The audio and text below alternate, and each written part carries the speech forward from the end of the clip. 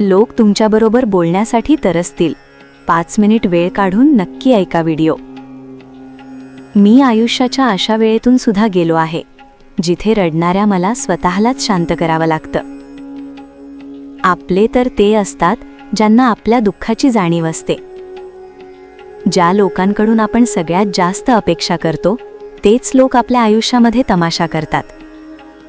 पुरुषांना रडण्याची परवानगी हा जमाना कधीही देत नाही आणि त्याचं दुःख कोणीही समजून घेऊ शकत नाही. एवढं सुद्धा सोपं नाही आपल्या पद्धतीने आयुष्य जगणं. आपल्या लोकांना सुद्धा आपण खटकतो जेव्हा आपण आपल्या पद्धतीने आयुष्य जगतो. बेईमानी करून कमावलेले धन बऱ्याच वेळा आजारामध्ये संपते. तुम्ही फक्त कोणाचे एवढेच बना जेवढा समोरचा तुमचा आहे. आजकाल तर विषामध्ये सुद्धा इतके विष नसते जितके काही लोक दुसऱ्यांबद्दल त्यांच्या मनामध्ये ठेवतात. धोक्यांना घाबरू नका. धोका माणसाला आतून मजबूत बनवतो. नात्यांमध्ये जेव्हा खोटं बोलायची सुरुवात होते तेव्हा समजून घ्या की नात्यांचा शेवट जवळ आहे. जास्त नाही, पण इतके सफल व्हा की आपल्या आईवडिलांची प्रत्येक इच्छा पूर्ण करू शकाल. आयुष्याचे 2 टप्पे असतात. 1 हे वय नाही, 2 आता वय नाही. हे प्रेमाचं गणित आहे. इथे 2 मधून 1 गेला तर काही शिल्लक राहत नाही. जोपर्यंत स्वतःवर वेळ येत नाही तोपर्यंत दुसऱ्यांच्या दुःखाची जाणीव होत नाही. जिथपर्यंत रस्ता दिसेल तिथपर्यंत चाला. पुढचा रस्ता तिथे पोहोचल्यानंतर दिसायला लागेल. 1000 अडचणींच्या मध्ये चालत राहणं हेच आयुष्य आहे.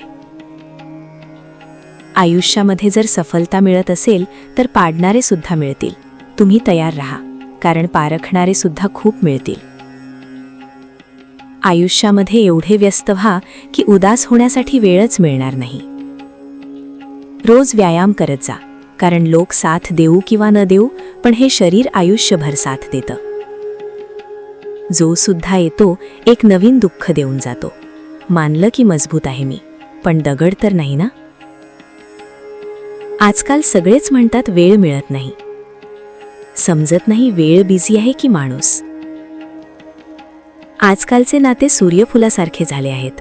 जिथे जास्त फायदा मिळेल तिथे वळतात. ज्यांना नातं निभावायचं असतं ते शेवटपर्यंत निभावतात. आयुष्यामध्ये काही असे दुःख आहे ते जगू देत नाहीत आणि काही असे कर्तव्य आहे जे मरू देत नाही. भांडणावर विजय मिळवण्यासाठी मौन राहण्यापेक्षा जास्त चांगले कोणतेही अस्त्र नाही. कधीही कोणाकडून इतकी अपेक्षा ठेवू नका की अपेक्षेबरोबर तुम्ही सुद्धा तुटून जाताल. नात्यांची काळजी करणं सोडून द्या. ज्याला जितकी साथ द्यायची आहे तो तितकंच नातं निभावतो. वेळ वाईट असेल तर मेहनत करा आणि वेळ चांगली असेल तर लोकांची मदत करा. माहीत नाही कोणत्या वळणावर आलंय आयुष्य. काही बोललं तरी चुकीचं आणि नाही बोललं तरीही चुकीचं. हसून फोटो आणि रडून झोप खूप चांगली येते. विष तर कारण नसताना बदनाम आहे. एकदा नजर फिरवून तर पहा, साखरेने मरणाऱ्यांची संख्या खूप जास्त आहे. मनातून उतरलेले लोक समोर जरी आले तरी दिसत नाहीत. एका सुंदर नात्याला वेळ दिला जातो, खोटे वचन नाही. तुटून जातात अशी नाती बऱ्याच वेळा ज्यांना सांभाळण्याचा प्रयत्न एकट्याने केला जातो. ज्यांच्यामध्ये एकटं चालण्याची हिंमत असते त्यांच्या मागे एक दिवस घोळका असतो. एकटेपणाला वैतागून प्रेमाच्या शोधामध्ये निघालो. प्रेमसुद्धा असं मिळालं की आणखीन एकटं पाडलं. काही लोक पासवर्डसुद्धा लक्षात ठेवत नाहीत. तुम्ही तर खूप लांबची गोष्ट आहे. वाळवंटसुद्धा हिरवगार होतं जेव्हा आपले लोक आपल्याबरोबर उभे असतात. असं नातं कधीही तुटत नाही ज्या नात्यांमध्ये नातं निभावण्याची इच्छा दोन्हीकडून असते. जर तुम्ही बरोबर असाल तर काही लोक तुमचा तिरस्कार करतील, कारण सगळ्या लोकांना खरं आवडत नाही. नातं बोलून दाखवलं जात नाही तर निभावलं जातं, मग ते दूर असो किंवा जवळ असो. नात्यांची मूळ मजबूत असतील तर दुरावा असला तरी काही नाही. नाते स्वार्थाच्या अशा रुळावर चालणारी रेल्वे आहे ज्याचं ज्याचं स्टेशन येतं तो उतरत जातो. प्रेम बालपणी फुकट मिळते, तरुणपणी कमवावे लागते आणि म्हातारपणी मागावे लागते. भरोसा करा, पण कोणाच्याही भरोशावर राहू नका. स्वतःच्या हिमतीवर चमकायला शिका, दुसऱ्यांकडून अपेक्षा ठेवू नका. खूप खरं म्हटलंय कोणीतरी, आपले लोक कधीही रडवत नाहीत, रडवतात ते ज्यांना आपण आपले समजण्याची चूक करतो. शक्य असेल तर आयुष्यामध्ये ही 2 कामं कधीही करू नका. 1 खोट्या माणसावर प्रेम, 2 खऱ्या माणसाचा गेम. लोकांसाठी तुम्ही तोपर्यंत चांगले आहे जोपर्यंत तुम्ही लोकांच्या अपेक्षा पूर्ण करता. आरशामध्ये चेहरा आणि जगामध्ये सुख फक्त दिसते, पण हसत नाही. डोकं तर सगळ्यांजवळ असतं, आता चालाकी करायची की प्रामाणिकपणा हे संस्कारांवर अवलंबून असतं. वाईट तेवढेच करा जेवढे स्वतःवर आल्यानंतर सहन करण्याची ताकद असेल. ज्या दिवशी तुम्ही तुमचं आयुष्य मोकळेपणाने जगलात, फक्त तोच दिवस आहे, बाकी सगळ्या तर कॅलेंडरच्या तारखा आहेत. अश्रूसुद्धा येतात, दुःखसुद्धा लपवावं लागतं. हे आयुष्य आहे, इथे जबरदस्ती हसावं लागतं. आयुष्यामध्ये काही मित्र असे बनवा जे तुमच्या मनातील गोष्टी समजून घेऊ शकतील. अशा माणसाबरोबर कधी खोटं बोलू नका, ज्याला तुमच्या खोट्यावर सुद्धा विश्वास असतो. लक्षात ठेवा, परक्यांना आपलं बनवता बनवता एक दिवस तुम्ही आपल्याच लोकांना नका गमावू. दगडांमध्ये तर देव मिळतो, पण आजकाल माणसांमध्ये माणूस मिळत नाही. आयुष्यभर जर खुश राहायचं असेल तर स्वतःला असं बनवा की कोणी तुमच्याबरोबर असेल किंवा नसेल, पण तुम्हाला कोणत्याही गोष्टीचे दुःख नसेल. चांगल्या चेहऱ्यापेक्षा जास्त चांगला स्वभाव असणे हे आहे. चेहरा तर वयानुसार बदलतो, पण चांगला स्वभाव आयुष्यभर तुमची साथ निभावतो. स्वस्थामध्ये लुटून नेते हे जग बऱ्याच वेळा, ज्यांना स्वतःच्या किमतीचा अंदाज नसतो. म्हणायला तर सगळेच आपले असतात, पण जेव्हा मन उदास असते तेव्हा कोणीही विचारणारं नसतं. आयुष्यात सगळ्यात कठीण काम आहे लोकांना ओळखणं. जिथे भावनांची कदर असते तिथे मन आपोआप झुकते.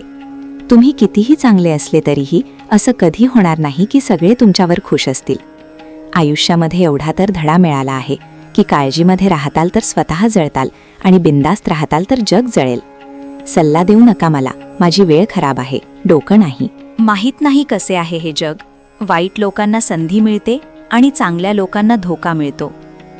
जेव्हा गरज बदलते तेव्हा लोकांची बोलण्याची पद्धतसुद्धा बदलते.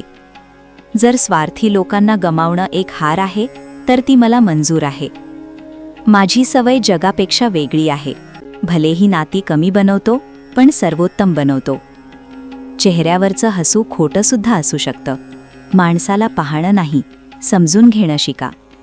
जे नातं दुःखामध्ये तुमच्याबरोबर नव्हतं ते आयुष्यामध्ये सुद्धा साथ असो किंवा नसो काहीही फरक पडत नाही. जे पाहिजे ते मिळवणं म्हणजे सफलता असते, पण जे मिळालं आहे ते आवडून घेणं म्हणजे प्रसन्नता असते. गरजेपेक्षा जास्त चांगलं होणं सुद्धा गरजेपेक्षा जास्त अपमानित करतं.